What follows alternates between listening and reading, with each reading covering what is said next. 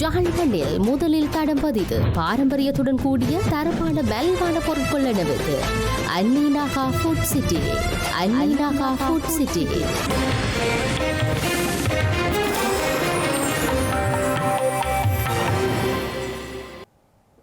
வணக்கம். இது ஐபிசி தமிழின் காலை நேர பிரதான செய்திகள். முதலில் தலைப்புச் செய்திகள். வான வேடிக்கைகளுடன் வரவேற்கப்பட்ட விசுவாவசு வருடம். தமிழர் தாயகம் உட்பட இலங்கை முழுவதும் புத்தாண்டு கொண்டாட்டம். நாட்டையும் மக்களையும் முன்னேற்றத்திற்கு அழைத்து செல்வது நமது கூட்டு பொறுப்பு. வாழ்த்துச் செய்தியில் ஜனாதிபதி தெரிவிப்பு. புத்தாண்டுக்கு வீடு வந்த மகள், விபத்தில் தந்தை பலி. பயங்கரவாத தடை சட்டம் நீக்கப்பட வேண்டும், விசேட குழு நியமனம். அடுத்த மாதம் 5ஆம் தேதி வியட்நாம் செல்லவுள்ள அனுர சர்வதேச வெசாக் தினத்திலும் பங்கேற்பு. தேவேந்திர முனை இரட்டை கொலை, சந்தேக நபர்கள் அதிர்ச்சி வாக்குமூலம். இனி தொடர்பான விரிவான செய்திகள். விசுவாவசு என்கின்ற பெயரை கொண்ட சித்திரை புத்தாண்டு இன்று பிறந்திருக்கும் நிலையில் உலக நாடுகளில் உள்ள மக்களை போன்று தமிழர் தாயகம் உட்பட இலங்கையில் மக்கள் புத்தாண்டை வரவேற்றுள்ளனர். அந்த வகையில் மலர்ந்திருக்கும் புத்தாண்டு அனைவரது வாழ்விலும் இருள் நீங்கி ஒளிபரக்க வேண்டும் எனவும் அனைத்து நாடுகளிலும் வாழும் அனைத்து இன மக்களும் வாழ்வில் இன்ப சிறப்புடன் வாழ ஐபிசி தமிழ் தொலைக்காட்சியின் இனிய தமிழ் சிங்கள சித்திரை புத்தாண்டு நல்வாழ்த்துக்கள். இலங்கையர்களின் சிறப்பான கலாச்சார விழாவான பிறந்திருக்கும் தமிழ் சிங்கள புத்தாண்டுக்காக எமது நாட்டின் அன்பான மக்களுக்கு வாழ்த்துச் செய்தியை வெளியிடுவதில் மிகவும் மகிழ்ச்சி அடைவதாக ஸ்ரீலங்காவின் ஜனாதிபதி அனுரகுமார் திசாநாயக்க தன்னுடைய வாழ்த்துச் செய்தியில் குறிப்பிட்டுள்ளார். தமிழ் சிங்கள புத்தாண்டு என்பது சரியான நேரத்தில் துல்லியமாக செயற்படுவதை பழக்கப்படுத்திய நன்றி உணர்வை வளர்த்தெடுத்த கலாச்சார விழாவாகும் என்று அனுரகுமார திசாநாயக்க தெரிவித்துள்ளார். சூரியன் மீன ராசியிலிருந்து மேச ராசிக்குள் செல்வதை பாரம்பரியமாக புத்தாண்டின் பிறப்பு எனவும் அவர் குறிப்பிட்டுள்ளார். இந்த காலத்தில் மரங்கள் கனிகளால் நிறைந்து விளைச்சல் செழித்து களஞ்சியங்கள் நிரம்பி அனைவரின் உள்ளங்களிலும் செழிப்பின் ஒளி பிறக்கும் எனவும் அவர் தெரிவித்தார். இயற்கைக்கும் மனிதனுக்கும் இடையிலான உறுதியான தொடர்பினையும் ஒருவருக்கு இடையிலான உறவுகளின் மதிப்பையும் வெளிப்படுத்தும் புத்தாண்டு அனைத்து வேறுபாடுகளையும் மறந்து புதிய மனிதர்களாக முன்னேறுவதற்குரிய வழிகாட்டுதலை வழங்குவதாகவும் அவர் தெரிவித்துள்ளார். இந்த புத்தாண்டில் வழக்கமான சவால்களுடன் புதிய சவால்களையும் ஏற்று அவற்றை சரியாக நிர்வகித்து நாட்டையும் மக்களையும் முன்னேற்றத்துக்கு அழைத்துச் செல்வது நம் அனைவரினதும் கூட்டு பொறுப்பாகும் என்றும் அவர் குறிப்பிட்டுள்ளார். அனைவரின் உள்ளங்களிலும் துக்கம், கண்ணீர், வலியின்றி மகிழ்ச்சியும் செல்வமும் நிறைந்த புத்தாண்டிற்காக ஒன்றிணையுமாறு உலகெங்கிலும் உள்ள இலங்கையர்களை அன்புடன் கேட்டுக்கொள்வதாகவும் ஜனாதிபதி தன்னுடைய புத்தாண்டு வாழ்த்துச் செய்தியில் தெரிவித்துள்ளார். பௌதீக மற்றும் ஆன்மீக ரீதியாக புதிதாகும் எதிர்பார்ப்புகளை அடையாளப்படுத்தும் சிங்கள மற்றும் தமிழ் புத்தாண்டினை புதியதொரு தேசத்தை உருவாக்கும் கனவிற்காக இடைவிடாமல் போராடும் வேளையில் நாம் கொண்டாடுவதாக எதிர்க்கட்சித் தலைவர் சஜித் பிரேமதாச குறிப்பிட்டுள்ளார். வீழ்ச்சி அடைந்திருந்த நமது நாட்டை கடந்த சில மாதங்களாக மீண்டும் கட்டியெழுப்பி பொருளாதார, சமூக, அரசியல் ரீதியாக புதிய நிலைக்கு உயர்த்தி வைத்துள்ளதாகவும் அவர் இதன்போது குறிப்பிட்டுள்ளார். பௌதீக மற்றும் ஆன்மீக ரீதியாக புதிதாகும் எதிர்பார்ப்புகளை அடையாளப்படுத்தும் சிங்கள மற்றும் தமிழ் புத்தாண்டை நாடு என்கின்ற வகையில் பல வெற்றிகளை அடைந்து கொண்டு சிறந்த மற்றும் புதியதொரு தேசத்தை உருவாக்கும் கனவிற்காக இடைவிடாமல் போராடும் வேளையில் நாம் கொண்டாடுவதாக எதிர்க்கட்சித் தலைவர் சஜித் பிரேமதாச குறிப்பிட்டுள்ளார். கடந்த ஜனாதிபதி தேர்தலிலும் நாடாளுமன்ற தேர்தலிலும் மக்கள் எம்மீது வைத்த நம்பிக்கையே நாட்டில் மாற்றம் ஏற்படுவதற்கு வழிவகுத்தது என்பதையும் வலியுறுத்த வேண்டும் எனவும் அவர் குறிப்பிட்டுள்ளார். சவால்களுக்கு மத்தியில் சரிந்துவிடாமல் நாட்டிற்காக நமது பொறுப்பினை மேலும் வலுவாக நிறைவேற்றும் துணிச்சல் நமக்கு உள்ளதாகவும் அத்துடன் பூகோள அரசியலை போன்றே தேசிய ரீதியாக நாட்டின் முன்பிருக்கும் அனைத்து விதமான சவால்களையும் எதிர்கொள்ள தேவையான திட்டங்களை அரசாங்கம் தற்போது செயற்படுத்தி வருவதாகவும் அவர் குறிப்பிட்டுள்ளார். அத்துடன் மக்கள் வாழ்வை புதுப்பித்துக் கொள்ளவும் பிற்போக்கான மனப்பாங்கு மற்றும் சிந்தனையற்ற புதிய மனிதனை உருவாக்குவதுமே சூரிய பெயர்ச்சியுடன் இணைந்து மேற்கொள்ளப்படும் அனைத்து சம்பிரதாயங்களினதும் பொதுவான எதிர்பார்ப்பாகும் எனவும் அவர் இதன்போது சுட்டிக்காட்டியுள்ளார். உங்கள் அனைவருக்கும் வளமான நாடு, அழகான வாழ்க்கை நோக்கிய பயணத்தின் எதிர்பார்ப்புகளை ஒளிரச் செய்யும் செழிப்பான புத்தாண்டாக இது அமையட்டும் எனவும் சஜித் பிரேமதாச தன்னுடைய வாழ்த்துச் செய்தியில் குறிப்பிட்டுள்ளார். சித்திரை புத்தாண்டு பருவகாலத்தை முன்னிட்டு கடந்த 2 நாட்களில் அதிவேக நெடுஞ்சாலைகளின் ஊடாக கிடைத்த வருமானம் 10 கோடியை கடந்துள்ளதாக வீதி அபிவிருத்தி அதிகார சபையின் நெடுஞ்சாலை பராமரிப்பு மற்றும் முகாமைத்துவ பிரிவின் பணிப்பாளர் RAD கஹெடபிட்டிய தெரிவித்துள்ளார். ஏப்ரல் 11 மற்றும் 12ஆம் தேதிகளில் 2,97,736 வாகனங்கள் அதிவேக நெடுஞ்சாலையில் பயணித்ததாகவும் அதன் மூலம் கிடைத்த வருமானம் 10 கோடியை கடந்துள்ளதாக வீதி அபிவிருத்தி அதிகார சபையின் நெடுஞ்சாலை பராமரிப்பு மற்றும் முகாமைத்துவ பிரிவின் பணிப்பாளர் RAD கஹெடபிட்டிய தெரிவித்தார். அதன்படி ஏப்ரல் 11 மற்றும் 12ஆம் தேதிகளில் அதிவேக நெடுஞ்சாலை ஊடாக 10 கோடியே 23,78,800 ரூபாய் வருமானம் கிடைத்துள்ளதாக தெரிவிக்கப்பட்டுள்ளது. ஏப்ரல் 11ஆம் தேதி அதிவேக நெடுஞ்சாலை 1,63,541 வாகனங்கள் பயணித்ததாகவும் அதனூடாக 5,04,66,450 ரூபாய் வருமானம் கிடைத்ததாகவும் அவர் குறிப்பிட்டார். மேலும் ஏப்ரல் 12ஆம் தேதி அதிவேக நெடுஞ்சாலையில் 1,34,195 வாகனங்கள் பயணித்ததாகவும் அதன் வருமானம் 4,07,12,350 ரூபாய் எனவும் வீதி அபிவிருத்தி அதிகார சபையின் நெடுஞ்சாலை பராமரிப்பு மற்றும் முகாமைத்துவ பிரிவின் பணிப்பாளர் RAD கஹெடபிட்டிய சுட்டிக்காட்டியுள்ளார். பயங்கரவாத தடை சட்டத்தை இடைநிறுத்துவது குறித்து ஆராய்வதற்காக விசேட குழு ஒன்று நியமிக்கப்பட்டுள்ளது.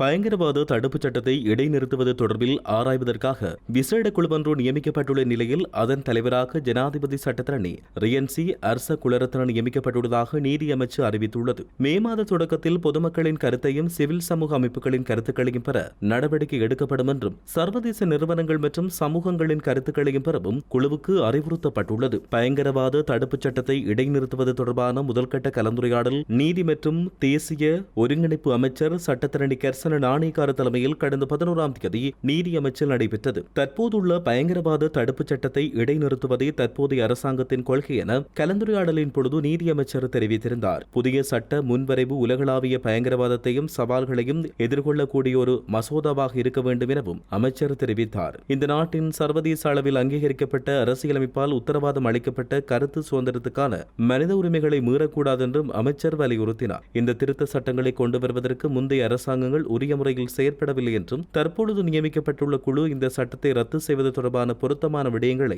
மிக குறுகிய காலத்திற்குள் நிறைவேற்ற நடவடிக்கை மேற்கொள்ள வேண்டும் எனவும் நீதியமைச்சர் குழுவின் உறுப்பினர்களுக்கு தெரிவித்ததாக நீதியமைச்சு குறிப்பிட்டுள்ளது. சர்வதேச வெசாக் தினத்தில் பங்கேற்பதற்காக ஜனாதிபதி அனுரகுமார திசாநாயக்க எதிர்வரும் மே மாதம் 5ஆம் தேதி திங்கட்கிழமை வியட்நாம் செல்ல உள்ளார். குறித்த வெசாக் தினத்திற்கு ஜனாதிபதி அனுரகுமார திசாநாயக்க மற்றும் சில நாடுகளின் தலைவர்கள் சிறப்பு விருந்தினர்களாக அழைக்கப்பட்டுள்ளனர். 2025ஆம் ஆண்டு சர்வதேச வெசாக் தினத்தை மே மாதம் 6 மற்றும் 7ஆம் திகதிகளில் வியட்நாமில் நடத்துவதற்கு ஏற்பாடுகள் செய்யப்பட்டுள்ளன. உலக அமைதி மற்றும் நிலையான வளர்ச்சிக்கான பௌத்த நுண்ணறிவு என்ற தொனிப்பொருளில் 2025 சர்வதேச வெசாக் தினம் இம்முறை கொண்டாடப்படுகின்றது. ஹோசிமின் நகரில் அமைந்துள்ள வியட்நாம் பௌத்த நிலையத்தில் நடைபெறவுள்ள சர்வதேச வெசாக் தினத்தில் சுமார் 80 நாடுகளின் பிரதிநிதிகள் பங்கேற்க உள்ளனர். இந்த நிலையில் குறித்த வெசாக் தினத்திற்கு ஜனாதிபதி அனுரகுமார திசாநாயக்க மற்றும் சில நாடுகளின் தலைவர்கள் சிறப்பு விருந்தினர்களாக அழைக்கப்பட்டுள்ளனர். 2017ஆம் ஆண்டில் ஐக்கிய நாடுகளின் அனுசரணையுடனான சர்வதேச வெசாக் வைபவம் இலங்கையில் இடம்பெற்ற போது இந்திய பிரதமர் நரேந்திர மோடி சிறப்பு விருந்தினராக பங்கேற்றிருந்தார் என்பதும் குறிப்பிடத்தக்கது.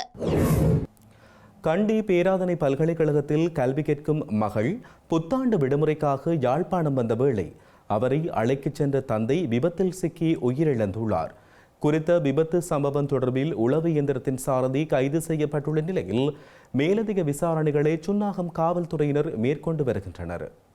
புன்னாலை கட்டுவான் வடக்கு சந்திக்கு அருகாமையில் நேற்றைய தினம் சனிக்கிழமை அதிகாலை இடம்பெற்ற விபத்தில் பலாலி கிழக்கு பலாலியைச் சேர்ந்த கந்தவனம் செல்வநாயகம் என்பவர் உயிரிழந்துள்ளார். பேராதனை பல்கலைக்கழகத்தின் புத்தாண்டு விடுமுறைக்காய் யாழ்ப்பாணத்துக்கு பேருந்தில் வருகை தந்த மகளை அழைக்கச் சென்ற நிலையில் அவர் விபத்தில் சிக்கி உயிரிழந்துள்ளார். நேற்று அதிகாலை தன்னுடைய வீட்டில் இருந்து யாழ்ப்பாணம் நோக்கி மோட்டார் சைக்கிளில் சென்று கொண்டிருந்த நிலையில் மழை பெய்து கொண்டிருந்த போது பழுதடைந்து வீதியில் நிறுத்தி வைக்கப்பட்டிருந்த உளவு இயந்திர பெட்டியுடன் மோதுண்டு அவர் உயிரிழந்துள்ளார். இந்த விபத்து சம்பவம் தொடர்பில் உளவு இயந்திரத்தின் சாரதி கைது செய்யப்பட்டுள்ள நிலையில் மேலதிக விசாரணைகளை சுன்னாகம் காவல்துறையினர் மேற்கொண்டு வருகின்றனர். தேவேந்திரமுனை ஸ்ரீ விஷ்ணு ஆலயத்தின் தெற்கு நுழைவாயில் முன்பாக சிங்காசன வீதியில் கடந்த மார்ச் மாதம் 21ஆம் தேதி இரவு இடம்பெற்ற இரட்டை கொலைக்கு தேவேந்திரமுனை பெரகராவின் காவடி நடனத்தின் போது ஏற்பட்ட மோதலே காரணம் என சம்பவம் தொடர்பில் கைது செய்யப்பட்ட சந்தேக நபர்கள் வெளிப்படுத்தியுள்ளனர். குறித்த சம்பவம் தொடர்பான விசாரணைகள் தீவிரமடைந்துள்ள நிலையில் ஏனைய சந்தேக நபர்களை கைது செய்வதற்குரிய நடவடிக்கைகளை காவல்துறையினர் முன்னெடுத்துள்ளனர். தேவேந்திரமுனை ஸ்ரீ விஷ்ணு தேவாலயத்தின் தெற்கு நுழைவாயில் முன்பாக சிங்காசன வீதியில் கடந்த மார்ச் மாதம் 21ஆம் தேதி இரவு வேன் ஒன்றில் வந்த குழுவினர் 2 இளைஞர்களை சுட்டுக் கொலை செய்தனர். இந்த கொலை சம்பவத்தில் தெஹிபாலி மல்லி என்று அழைக்கப்படும் தேவேந்திரமுனி பகுதியைச் சேர்ந்த நபர் மீது குற்றம் சுமத்தப்பட்டுள்ளது. குறித்த சம்பவம் தொடர்பில் 2 பிரதான சந்தேக நபர்களை குற்றப்புலனாய்வு திணைக்களத்தின் மனித படுகொலை மற்றும் ஒழுங்கமைக்கப்பட்ட குற்ற விசாரணை பிரிவு தடுத்து வைத்து விசாரணை செய்து வருகிறது. இதேவேளை இவர்களில் ஒருவர் கொலையாளிகள் வந்த வாகனத்தின் சாரதி எனவும் மற்றவர் துப்பாக்கிதாரி என்றும் தெரிய வந்துள்ளது. வாகனத்தின் சாரதியாக செயற்பட்டவர் தெஹிபால மல்லியின் உறவினர் எனவும் தெஹிபாலி மல்லியின் படகுகளின் ஆவணப் பணிகளை அவரே மேற்கொண்டவர் எனவும் விசாரணைகளில் தெரிய வந்துள்ளது. விசாரணையின் பொழுது சந்தேக நபர்கள் தம்மை உள்ளடக்கிய 4 பேர் இந்த கொலைக்காக வந்ததாகவும் அதில் கொழும்பில் இருந்து வந்த 2 துப்பாக்கிதாரிகளும் அடங்குவதாகவும் தெரிவித்தனர். ஆனால் அந்த 2 துப்பாக்கிதாரிகள் தொடர்பில் எந்த தகவலும் தமக்கு தெரியாதென்றும் அவர்கள் கூறியுள்ளனர். மேலும் இந்த கொலைக்காக எந்த பணமும் பெற்றுக் கொள்ளவில்லை என்றும் நட்புறவின் அடிப்படையில் இந்த கொலை செய்யப்பட்டதாகவும் அவர்கள் தெரிவித்துள்ளனர். கொல்லப்பட்ட இளைஞர்களில் ஒருவரான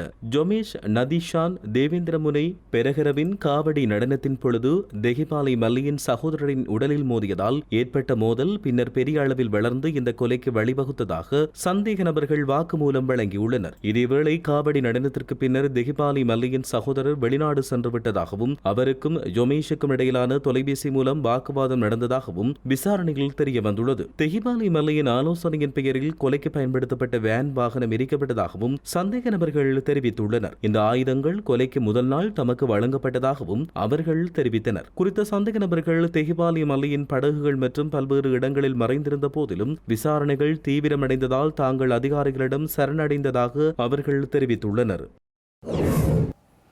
அமெரிக்க அரசாங்கத்தால் அறிவிக்கப்பட்டுள்ள வரிகளில் இருந்து நிவாரணம் பெற ஜனாதிபதி அனுரகுமார திசாநாயக்கவின் தலையீடுகள் பாராட்டுக்குரியது என இலங்கை ஆடை தொழில் உரிமையாளர்கள் தெரிவித்துள்ளனர். இந்த முயற்சிகள் இலங்கையின் ஏற்றுமதி தொழில்களை பாதுகாப்பதற்கான அரசாங்கத்தின் உறுதிப்பாட்டின் வலுவான அறிகுறியாகும் எனவும் மேலும் இந்த துறை முழுவதும் வாழ்வாதாரங்களை பாதுகாக்கவும் நம்பிக்கையை பேணவும் உதவும் என்றும் அவர்கள் தெரிவித்துள்ளனர். அமெரிக்க அரசாங்கம் அறிவித்த 90 நாள் வரித்தடை மற்றும் குறித்த பிரச்சனையை தீர்க்க ஜனாதிபதி அனுரகுமார திசாநாயக்க எடுத்த நடவடிக்கைகள் சிறந்தது எனவும் அவர்கள் குறிப்பிட்டுள்ளனர். அமெரிக்க வரிகள் குறித்து சமீபத்திய அறிவிப்பு தொடர்பாக இலங்கை அரசாங்கமும் ஜனாதிபதி அனுரகுமார திசாநாயக்கவும் எடுத்த உடனடி மற்றும் தீர்க்கமான நடவடிக்கைக்கு கூட்டு ஆடை சங்கங்கள் மற்றும் தன்னுடைய நன்றியை தெரிவித்துக் கொள்வதாகவும் குறிப்பிட்டுள்ளது. அமெரிக்க வர்த்தக பிரதிநிதி அலுவலகத்தோடு சரியான நேரத்தில் நடைபெற்ற கலந்துரையாடல்கள் ஜனாதிபதி அனுரகுமார திசாநாயக்க ஜனாதிபதி டொனால்ட் ட்ரம்புடன் மேற்கொண்ட முறையான தொடர்பு அத்துடன் தொழில்துறையை பாதுகாப்பதில் இலங்கை அரசாங்கம் எடுத்த நடவடிக்கைகள் ஆகியவற்றை பாராட்டுவதாகவும் அவர்கள் குறிப்பிட்டுள்ளனர். இந்த முயற்சிகள் இலங்கையின் ஏற்றுமதி தொழில்களை பாதுகாப்பதற்கான அரசாங்கத்தின் உறுதிப்பாட்டின் வலுவான அறிகுறியாகும் எனவும் மேலும் இந்த துறை முழுவதும் வாழ்வாதாரங்களை பாதுகாக்கவும் நம்பிக்கையை பேணவும் உதவும் எனவும் அவர்கள் தெரிவித்துள்ளனர். 90 நாள் இடைநிறுத்த காலத்திற்கு பிறகும் அமெரிக்காவுடனான பரஸ்பர நன்மை பயக்கும் வர்த்தக ஒப்பந்தத்தை முடிக்க ஏற்கனவே தொடங்கப்பட்ட விரைவான மற்றும் தீர்க்கமான நடவடிக்கையை தொடர்வது முக்கியம் என்று கூட்டு ஆடை சங்கங்கள் மன்றம் தெரிவித்துள்ளது. உள்ளூராட்சி மன்ற தேர்தல்கள் தொடர்பில் இதுவரையில் 154 முறைப்பாடுகள் கிடைக்கப்பெற்றுள்ளதாக காவல்துறையினர் தெரிவித்துள்ளனர். அதன்படி மார்ச் மாதம் 3ஆம் தேதி முதல் உள்ளூராட்சி மன்ற தேர்தல் தொடர்பாக கிடைக்கப்பெற்ற முறைப்பாடுகளின் எண்ணிக்கை 154ஆக அதிகரித்துள்ளதாகவும் தெரிவிக்கப்பட்டுள்ளது. உள்ளூராட்சி மன்ற தேர்தல்கள் தொடர்பில் இதுவரையில் குற்றவியல் முறைப்பாடு மற்றும் தேர்தல் சட்டமீறல்கள் தொடர்பில் 154 முறைப்பாடுகள் கிடைக்கப்பெற்றுள்ளதாக காவல்துறையினர் தெரிவித்துள்ளனர். நேற்று 5 குற்றவியல் முறைப்பாடுகளும் தேர்தல் சட்டமீறல்கள் தொடர்பில் 1 முறைப்பாடும் கிடைக்கப்பெற்றுள்ளதாக காவல்துறை தலைமையகம் தெரிவித்துள்ளது. அதன்படி மார்ச் 3ஆம் தேதி முதல் உள்ளூராட்சி மன்ற தேர்தல் தொடர்பாக கிடைக்கப்பெற்ற முறைப்பாடுகளின் எண்ணிக்கை 154ஆக அதிகரித்துள்ளதாகவும் தெரிவிக்கப்பட்டுள்ளது. குறித்த சம்பவங்கள் தொடர்பாக 14 வேட்பாளர்கள் மற்றும் தேர்தலில் போட்டியிடும் 46 ஆதரவாளர்கள் கைது செய்யப்பட்டுள்ளதாக தெரிவிக்கப்பட்டுள்ளது. நாட்டின் பெரும்பாலான பிரதேசங்களில் பல இடங்களில் பிற்பகல் அல்லது இரவில் மழையோ அல்லது இடியுடன் கூடிய மழையோ பெய்யக்கூடிய சாத்தியம் காணப்படுவதாக வளிமண்டலவியல் திணைக்களம் எதிர்வு கூறியுள்ளது.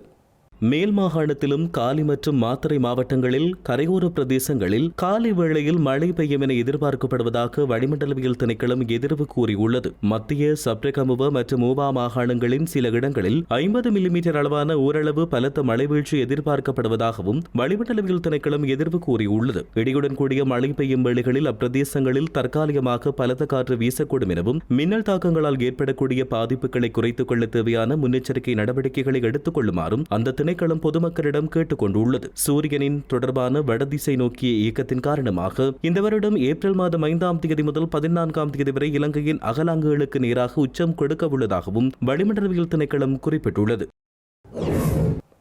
செய்திகளின் நிறைவாக இனி மீண்டும் தலைப்புச் செய்திகள். வான வேடிக்கைகளுடன் வரவேற்கப்பட்ட விசுவாவசு வருடம். தமிழர் தாயகம் உட்பட இலங்கை முழுவதும் புத்தாண்டு கொண்டாட்டம். நாட்டையும் மக்களையும் முன்னேற்றத்திற்கு அழைத்துச் செல்வது நமது கூட்டு பொறுப்பு. வாழ்த்துச் செய்தியில் ஜனாதிபதி தெரிவிப்பு. புத்தாண்டுக்கு வீடு வந்த மகள், விபத்தில் தந்தை பலி. பயங்கரவாத தடை சட்டம் நீக்கப்பட வேண்டும். விசேட குழு நியமனம். அடுத்த மாதம் 5ஆம் தேதி வியட்நாம் செல்லவுள்ள அனுர. சர்வதேச வெசாக் தினத்திலும் பங்கேற்பு. தேவேந்திர முனை இரட்டை கொலை. சந்தேக நபர்கள் அதிர்ச்சி வாக்குமூலம்.